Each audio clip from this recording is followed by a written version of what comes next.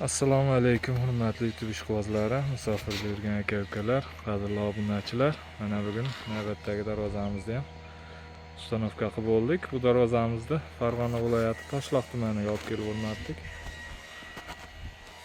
Juda chiroyli chiqqan darvozamiz. Eniga 365, bo'yiga 320 razmerga o'rnadi. Общий summasi 10,5 million so'mdan 1 kvadrat metri 900 ming so'mdan olib kelib o'rnatildi.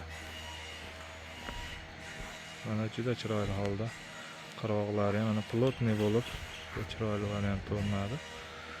Darvozamiz materiallari haqida qisqacha ma'lumot berib o'tsak, qirg'oqdagi stoykalar ikki u yoni tagi 10/5 shiviller bo'ldi. Tepa holati 10/5 profil, 1.7 stenada tepadagisi.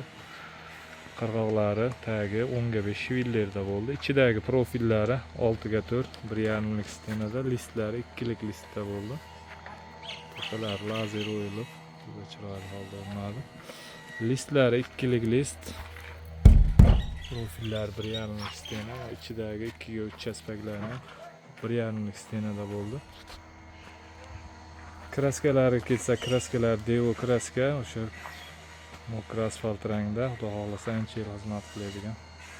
Gruntovkasigacha sepib, chiroyli qilib ustanovka qilib berdik. Zamoklar, zubur zamok, nardan o'rnatib kelayotgan zamokdan mana orqa holatlari.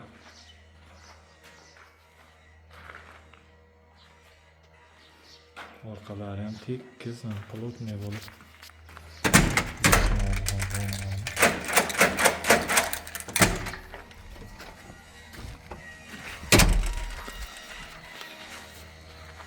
Hurmatli aka-ukalar, kimga shunday darvozalar kerak bo'lsa, ekranning pastki qismiga nomerimizni qo'yib qo'yamiz. Bemalol murojaat qilishlari mumkin. O'zbekiston bo'ylab dostavka, ustanovka mavjud.